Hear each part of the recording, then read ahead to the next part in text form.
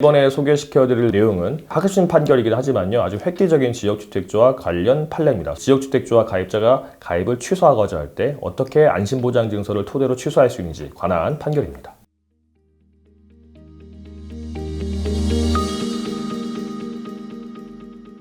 이 지역주택조합 조합원을 모집하는 모집대행사 또는 추진위원회 또는 조합이 이 사람들을 끌어모으면서 수천만 원씩 받으면서 안심을 시키기 위해서, 자, 지역주택조합이 위험하다고 들으셨을 수도 있는데 우리는 안전합니다. 만약에 우리가 어떻게 하게 되면은 돈을 돌려드리겠습니다 라고 이제 안심보장증서에 써놓습니다. 그래서 보통은 좀 순진한 조합과 야근 조합이 나뉘는데요. 순진한 조합은 뭐냐면, 자, 언제 몇 월 며칠까지 사업 시행 계획 인가가 안 되면 전액 다 돌려드리겠습니다. 이 경우가 업무 대행비까지 돌려드리겠습니다 라고 써지는 경우가 많아요. 아니면 사업이 언제까지 설립 인가가 안 날 경우, 언제까지 지구단위 계획 변경이 안 될 경우는 돌려드립니다 이렇게 써주는 경우들이 있습니다. 좀 야근 조합들은 어떻게 좋아하냐면, 사업이 무산될 경우에 돈을 돌려주겠습니다 라고 써주는 경우가 있어요.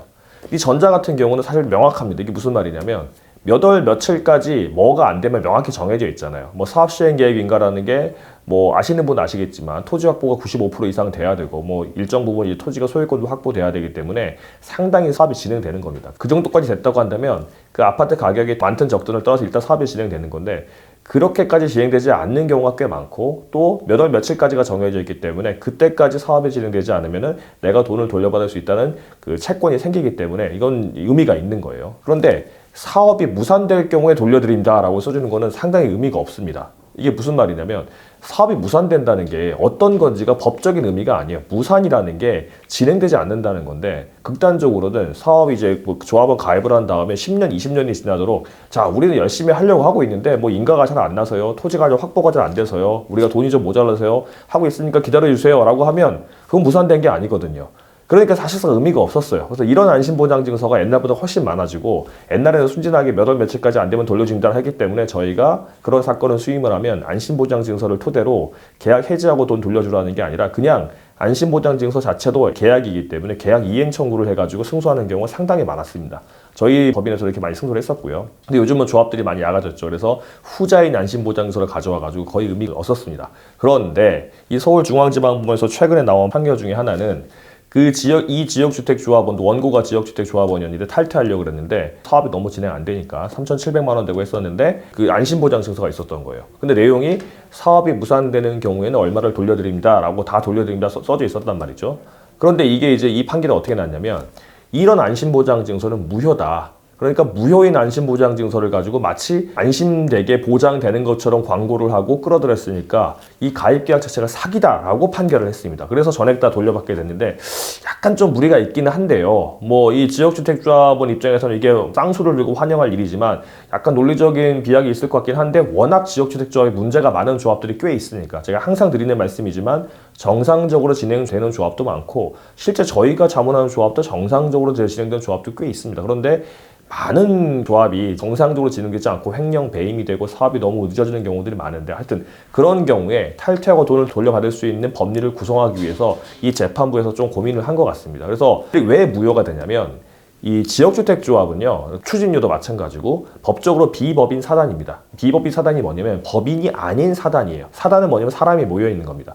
그러니까 법인, 왜 사단법인 이런 거 있잖아요. 아니면 상법상 회사도 있고 그런 거는 다 법인인데, 법이 인정하는 사람인데, 그렇게 법인 등록이 되지 않고 그냥 사람들이 모여있으면 사단이라고 하고, 그건 법인이 아니면 비법인 사단이라고 합니다. 그러니까 비법인 사단은 재산을 가질 수 있잖아요. 같이 돈을 얼마씩 모아가지고 뭘 살 수도 있는 거니까. 이게 지역주택조합도 마찬가지입니다. 아까 여기 있는 것처럼 3,700만 원씩 100명에게 모았다. 그럼 100명은 얼마입니까? 3억 7천, 37억. 37억을 이 비법인 사단이 소유할 수 있는 거예요. 이걸로 땅을 살 수도 있고, 이제 용역대금을 줄 수도 있긴 하지만, 비법인 사단이 돈을 모아가지고 같이 가지고 있는 이 법률 관계를 법적으로는 총유라고 합니다. 같이 총원이 같이 가지고 있다 그러면 총유. 단독 소유는 단독 소유, 여러 명이 같이 가지고 있으면 공동 소유, 조합으로 가지고 있으면 합유, 비법인 사단이 가지고 있으면 총유 이런 게 있어요. 근데 이 총유는 자기 재산을 처분할 때 원칙이 있어요. 민법에 나와 있습니다. 그 사람들이 같이 총회를 열어가지고 같이 다수결로 결정하게 돼 있어요. 그러니까 비법인 사단의 재산의 처분행위에 대해서는 총유이기 때문에 자기네들이 총회를 해서 같이 집단 의사결정을 하게 돼 있는 겁니다. 그런데 비법인 사단이 지금 이제 지역주택조합이 사람들을 끌어모을 때 비법인 사단인 상태에서 끌어모으는 거잖아요. 가입시킬 때 안심보장증서를 내주는 거죠. 이 사업이 무산될 경우에는 내가 돈을 돌려줄게요 라고 하는 거는 일단 돈이 들어온 다음에 빼주는 거기 때문에 일단 돈이 들어오면 비법인 사단의 재산이 되잖아요. 그 재산을 빼주는 겁니다. 그럼 비법인 재산의 재산을 갖다가 처분하는 거기 때문에 총유 재산의 처분이잖아요.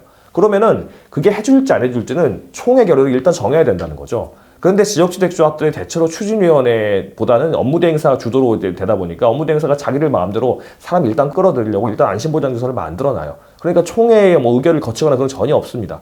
그러면 이거는 안심보장증서는 무효라는 거죠, 이제. 물론 100번 양보해서 나중에 총회를 열어서 사후 추인할 수도 있다, 뭐 이렇게 되긴 하지만 이런 경우는 거의 없으니까. 그렇다고 한다면 안심보장증서 무효인 건 맞습니다.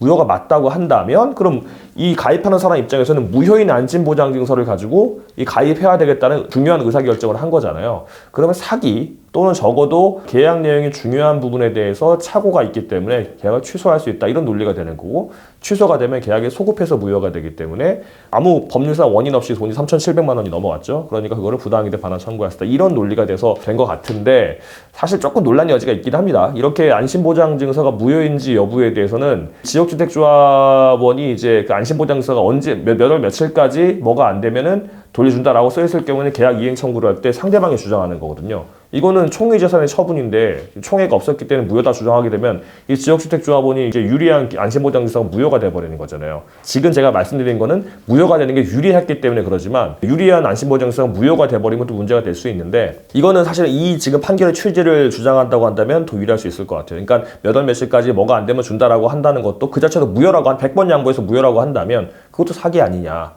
라고 해서 똑같은 논리를 할 수 있을 것 같기 때문에 이거는 아마 저희 법인에서도 지역주택조합 탈퇴 사건을 많이 하는데요. 요 논리를 한번 저희가 주장을 해볼 거고 아마도 전향적으로 받아들여 주지 않을까 싶습니다. 법원 입장에서는 도와주고 싶어도 논리가 없으면 못 도와주는데 이런 논리를 가지고 온다 그러면 충분히 주장할 수 있을 것 같고 실제 이렇게 주장해서 하면 승소할 수 있을 가능성도 있습니다.